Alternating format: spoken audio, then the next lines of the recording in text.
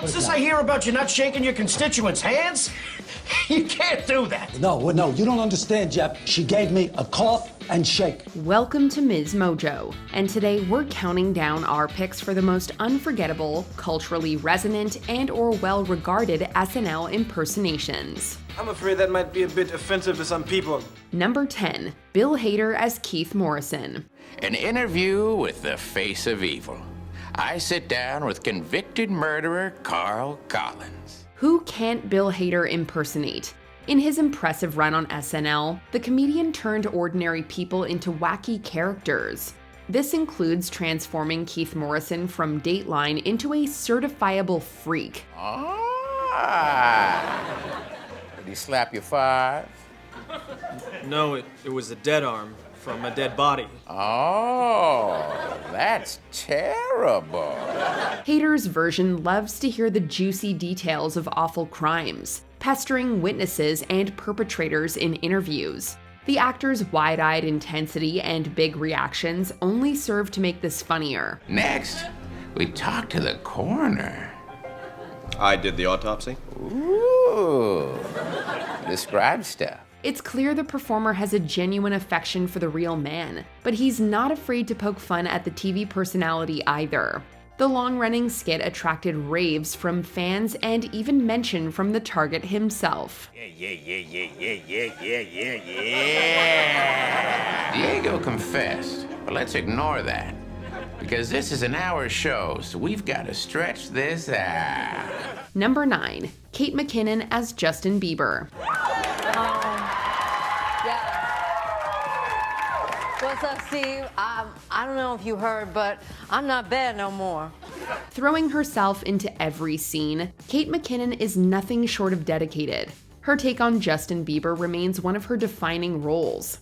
It's an unlikely casting choice that she absolutely earns through every goofy moment. Justin, what you bring to a party? Steve, I don't party as much because I'm a man now. I got like 5 little mustache hairs, and I'm bringing them all for you, girl. With a new hairstyle and specific body movements, the actress completely turns into a pop star. It's an entertaining way to critique the celebrity without being too mean. She even spoofs the vocalist's Calvin Klein ads, playing the singer with a childlike energy. I won't wear this underwear no more.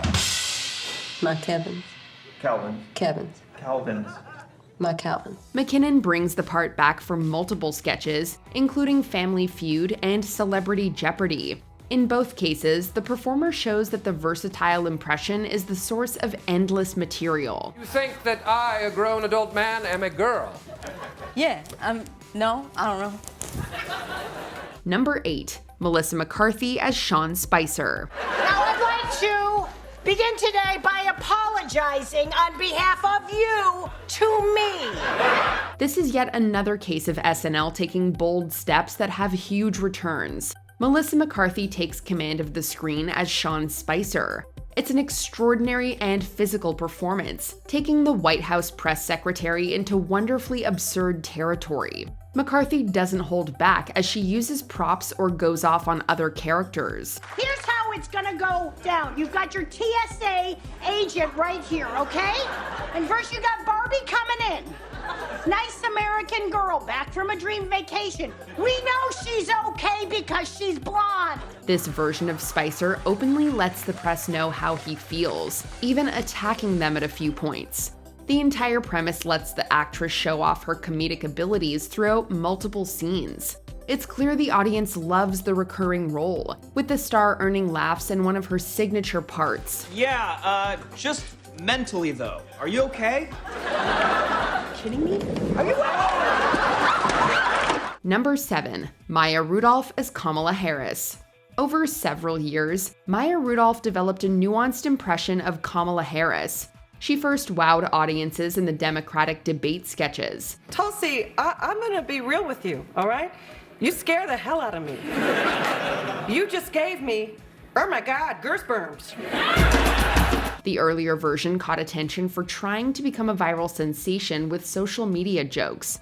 As the vice president, the actress took the role even further as she built an even more accurate impersonation. I wish I had time to personally knock on the door of any of those women and say, Girl.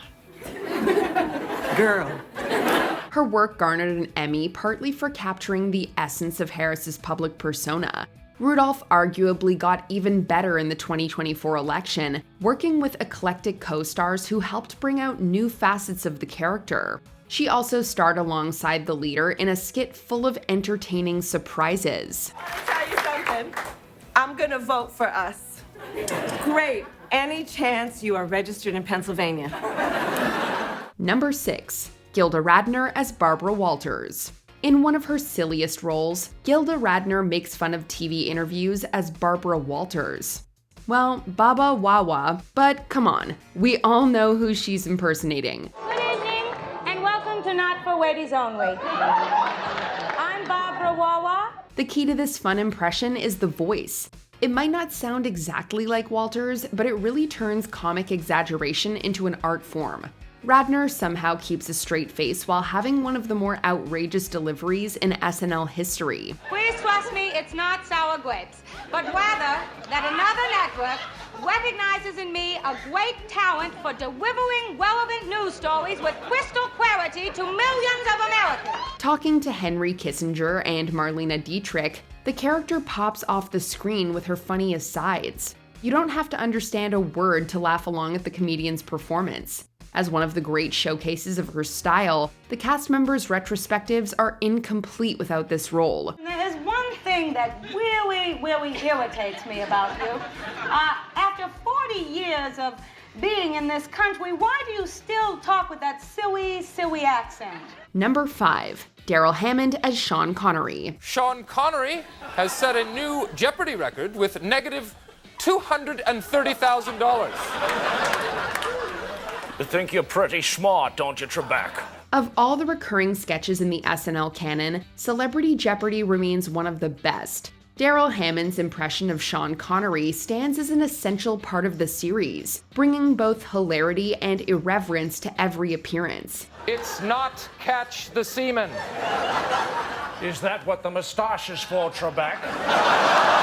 It's an off-the-wall take on a film legend who constantly makes fun of Will Ferrell's Alex Trebek. Hammond's hilarious performance is one of his most popular roles, throwing the game show for a loop with every satisfying line. His broad impersonation turns the screen icon into a funny trickster. Without fail, this Connery always entertains as a man obsessed with bringing down the system. Well, I thought you could use it, friend. Thank you. Thank you, Sean. You're welcome, Alex. Let's see what my friend Sean wagered.